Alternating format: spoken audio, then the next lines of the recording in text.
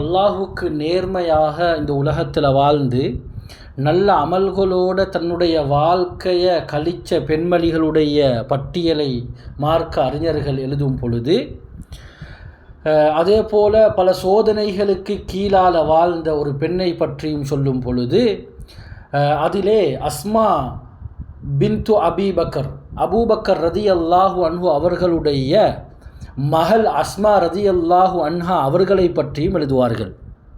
கண்ணியமானவர்களே, இந்த அஸ்மா ரதியல்லாஹு அன்ஹா அவர்கள் யார்? இது நபி ஸல்லல்லாஹு அலைஹி வஸல்லம் அவர்களுடைய ஒரு மதினி, ஒரு மைனி. அதாவது அபூபக்கர் ரதியல்லாஹு அன்ஹு அவர்களுடைய மகள் ஆயிஷா ரதியல்லாஹு அன்ஹா அவர்களுடைய சகோதரி. கண்ணியமானவர்களே, ஸல்லல்லாஹு அலைஹி வஸல்லம் அவர்கள் ஆயிஷா ரதியல்லாஹு அன்ஹா அம்மையாரை திருமணம் முடித்தார்கள். எனவே இந்த அஸ்மா ரதியல்லாஹு அன்ஹா அவர்கள் அன்பு நபி ஸல்லல்லாஹு அலைஹி வஸல்லம் அவர்களுடைய மைனி முறை. இந்த அஸ்மா ரதியல்லாஹு அன்ஹா ஆரம்ப காலங்களிலேயே தியாகத்துக்கு பழக்கப்பட்ட ஒரு பெண்ணாக, அப்படியாப்பட்ட ஒரு சூழலில் தான் அபூபக்கர் ரதியல்லாஹு அன்ஹு அவர்களுக்கு கீழால் வாழ்ந்து வராங்க. எப்போ ஸல்லல்லாஹு அலைஹி வஸல்லம் அவங்க இந்த நுபுவத்துடைய பணியை ஆரம்பித்தாங்களோ, பல தடைகள் பல தடங்கள் வரக்கூடிய நேரத்தில் ஸல்லல்லாஹு அலைஹி வஸல்லம் அவங்க காரே ஹிரா, அதாவது மக்காலிருந்து கொஞ்சம் தூரம் 4 கிலோமீட்டர் தூரத்தில் இருக்கக்கூடிய இந்த குகையில் தான் அபூபக்கர் ரதியல்லாஹு அன்ஹு அவர்களும் அதிகமாக ஸல்லல்லாஹு அலைஹி வஸல்லம் அவர்களும் இருப்பாங்க. இந்த நேரத்தில் தண்ட வீட்டிலிருந்து சாப்பாடை சமைச்சி நல்ல முறையில் தண்ணீரை எடுத்துக்கொண்டு கிட்டத்தட்ட 4 கிலோமீட்டர் நடந்து வெறும் காலோடு அந்த சூட்டில், சவுதி நாடுகளில் வேலை செஞ்சு வந்த பெண்களுக்கும் தெரியும் அது எந்த அளவுக்கு பெரிய கடினமான சூடு என்று சொல்லி, அந்த சூட்டுடைய நேரத்தில் பகல் சாப்பாடு எடுத்துக்கொண்டு 4 கிலோமீட்டர் அந்த சவுர் குகைக்கு போயிட்டு அந்த சாப்பாடை கொடுத்துட்டு அது எல்லாத்தையும் கழுவி எடுத்துக்கொண்டு திரும்ப 4 கிலோமீட்டர் திரும்பி வீட்டுக்கு வருவாங்க. அப்போ சுமாராக 8 கிலோமீட்டர் என்ன செய்வாங்க, பகலில் அந்த கடும் சூட்டுடைய நேரத்தில் நடந்து அந்த தியாகத்தோட அந்த தீனுக்கு ஆரம்ப காலங்களில் உதவி செய்த பெண்களில் இவர்கள் மிக முக்கியமானவர்கள். ஸல்லல்லாஹு அலைஹி வஸல்லம் அவர்கள் இவர்களுக்காக வேண்டி அதிகமாக துஆவும் செய்திருக்கிறார்கள். கண்ணியமானவர்களே, இவர்கள் அது மாத்திரமல்ல, இவர்கள் அந்த சவுர் குகைக்கு போகக்கூடிய நேரத்தில் தன்னுடைய திருமணம் முடிச்சிருந்தாங்க.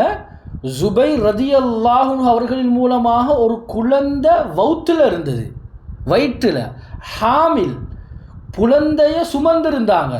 அப்போ 8 கிலோமீட்டர் போயிட்டு வாரது யார்? ஒரு கர்ப்பிணி தாய். அந்த குழந்தைய சுமந்து கொண்டு என்ன செஞ்சிருக்கிறாங்க, தன்னுடைய தீனுக்காக வேண்டி தன்னுடைய தந்தைக்கு அன்பு நபி ஸல்லல்லாஹு அலைஹி வஸல்லம் அவங்களுக்கு உதவி செய்கிறதுக்காக வேண்டி இந்த அளவுக்கு கஷ்டத்தோடு என்ன செஞ்சிருக்கிறாங்க, பெய்த்து வந்திருக்கிறாங்க.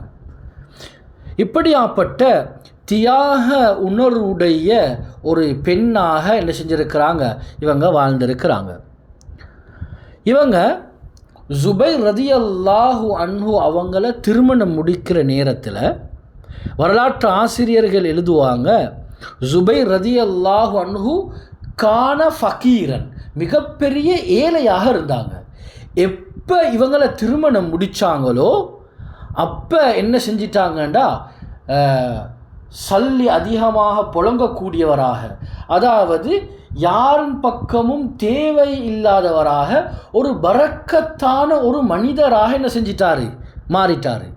இப்போ நாங்கள் இந்த இடத்துல விளங்கணும் என்னாண்டா, தீனுக்காக வேண்டி உழைக்கக்கூடிய நேரத்தில், தீனுக்காக வேண்டி தியாகங்கள் செய்யக்கூடிய நேரத்தில் அல்லாஹுக்கு சுப்ஹானஹு தஆலா வாழ்க்கையில் பரக்கத் செய்கிறேன்னு சொல்கிறது இதுதான். கான ஃபக்கீரன் ஏழையாக இருந்தார். அதுக்கு பின்னால் எழுதுகிறாங்க அதிகமாக சல்லியும் புழங்குச்சு. அதுக்கு பின்னால் சொந்த வாகனம் அதாவது குதிரை சொந்த வாகனங்கள் இவருக்கு கீழால் நிறைய இருந்துச்சு. நிறைய ஒட்டகங்களில் சாமான்கள் ஏற்றி கொண்டு போய் வியாபாரங்களுக்காக போய் திரும்பி வருவார். இப்படியாப்பட்ட நிறைய வரலாறுகள் எழுதுகிறாங்க. என்னண்டா திருமணம் முடித்ததன் பின்னால் அல்லாஹு தாலா அந்த ஆணுடைய வாழ்க்கையில் பெரிய ஒரு வரக்கத்தை பெரிய ஒரு திருப்பத்தை அல்லாஹு தாலா ஏற்படுத்தியிருக்கிறான். அது மாத்திரமல்ல, என்ன செய்வான்டா தன்னந்தனியாக அதாவது ஈச்சப்பல வித்துகள் இருக்குதானே, இதை இன்றைக்கு நாங்கள் கோப்பி வறுத்து இடித்து இதாக்குற மாதிரி இவங்க இதை என்ன செய்வாங்கண்டா இதை கணவனுக்காக வேண்டி விற்பனை செய்கிறதுக்காக வேண்டி இந்த ஈச்சப்பழ வித்துக்களை எடுத்து காய வச்சு அதை இடித்து அதாவது தன்னுடைய சொந்த பழத்தை பாவிச்சு அதை அப்படியே முழுமையாக இடித்து அதை அப்படியே பௌதரா தூள் பண்ணி என்ன செய்வான்னு சொன்னால் கணவனுக்காக வேண்டி கொடுப்பான். அது மாத்திரமல்ல, இந்த பெண் எப்படியாப்பட்ட பெண்டா தன்னுடைய யாரிடத்திலையும் கேட்காம கணவனிடத்தில் கூட உதவி கேட்காம தண்ணியை தூர பிரதேசங்களுக்கு பெய்த்து தண்ணியை என்ன செய்வான்னு சொன்ன தொந்த கிணத்துல தண்ணீரை தோல் தொருத்துக்கு நிரப்பி யாருடைய உதவியும் இல்லாமல் தன்னுடைய தலையில் வச்சு எப்படியே என்ன செய்வான்னு சொன்னால் தன்னுடைய வீட்டுக்கு கொண்டு வருவான்.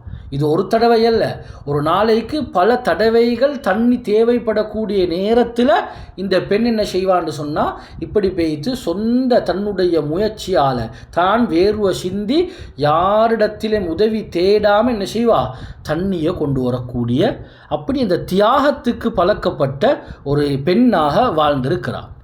அது மாத்திரமல்ல, இந்த பெண் சாப்பாட்டை அழகான முறையில் சமைப்பா, கணவனுக்கு ருசியாக சாப்பாடு கொடுப்பா.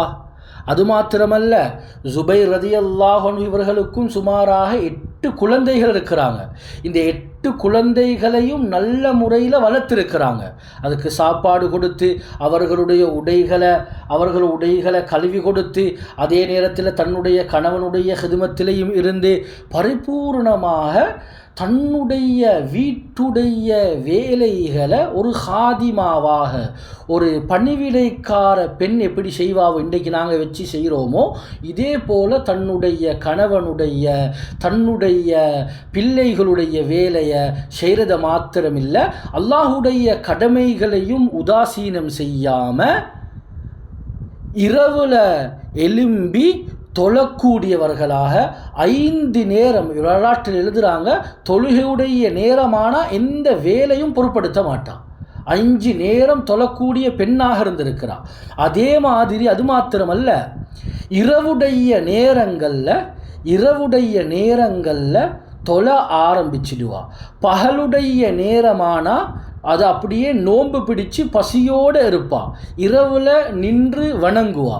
அதை குறிப்பாக எழுதுகிறாங்க, தன்னுடைய எல்லா குழந்தைகளும் வயிற்றில் இருக்கக்கூடிய நேரத்தில் அதிகமாக இந்த தாய் அஸ்மா ரதியல்லாஹு அன்ஹா இவங்க என்ன செஞ்சுருக்கிறாங்கன்னா நோம்போடு தான் அதிகமாக தன்னுடைய வாழ்நாளை கழிச்சிருக்கிறாங்க. கண்ணியமானவர்களே, அது மாத்திரமல்ல, தன்னுடைய கணவன் எந்த நேரத்தில் எந்த தேவையை செஞ்சாலும் அதை உடனடியாக பூர்த்தி செய்யக்கூடியவளாக அதற்கு முன்னுரிமை கொடுத்து தனக்கு ஏலாமல் போனாலும் தனக்கு சோமில்லாமல் போனாலும் கணவனுக்கு ஏதாவது தேவைண்டு வரக்கூடிய நேரத்தில் அதை முன்வந்து அவசரமாக செஞ்சு கொடுத்து தன்னுடைய கணவனை திருப்திப்படுத்தக்கூடியவளாகவும் உலகத்தில் வாழ்ந்திருக்கிறார். அது மாத்திரமல்ல, இவங்க ஜுபைர் ரதியல்லாஹு அப்துல்லாஹ் இப்னு ஜுபைர் ரதியல்லாஹு அன்ஹு இவர்களுடைய மகனை ஹஜ்ஜாஜ் இப்னு யூசுஃப் ஸகஃபி இவன் என்ன செஞ்சான்னு சொன்னால் சிலுவையில் அரைஞ்சி என்ன செஞ்சான்டா ஷஹீதாக ஆக்கினான். அந்த அநியாயக்காரன் இவனை ஷஹீதாக ஆக்கினான். இந்த நேரத்தில் இந்த தாயை கூப்பிட்டு அனுப்பினான். தாய் இந்த அஸ்மா வந்து ரதியல்லாஹு அன்ஹா வந்து என்னிடத்தில் மண்டியிட்டா தான், என்னிடத்தில் கெஞ்சினா தான் இந்த ஜனாசாவை நான் கீழே இறக்கி அவட கையில் கொடுப்பேன் என்று சொன்னான். தாய் போகல. தாய் இங்கிருந்து சொல்லி அனுப்பினா இந்த ஹஜ்ஜாஜ் இப்னு யூசுஃப் சகஃபியுடைய அவன் கூடிய சீக்கிரம் அவன் காலில் விழக்கூடிய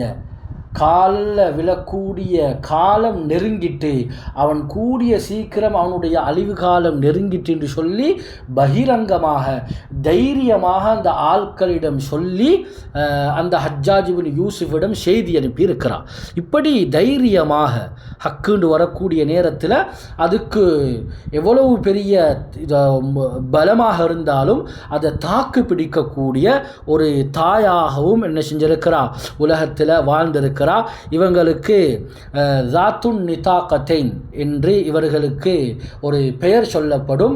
ஜாத்துன் நிதாகத்தைன் என்று சொல்லப்படும் என்று சொன்னால் வரலாற்று ஆசிரியர்கள் இதற்கு எழுதுவாங்க. ஜாத்துன் நிதாகத்தைன் என்று பேர் வந்துச்சுன்னு சொன்னால் அந்த கடுமையாக அந்த மதீனாவுடைய பஜாரில் நடந்து போகக்கூடிய நேரத்தில் கால்கள் எல்லாம் அப்படியே வெடித்து இரத்தம் வரக்கூடிய நேரத்தில் தன்னுடைய முந்தானியை அப்படியே ரெண்டாக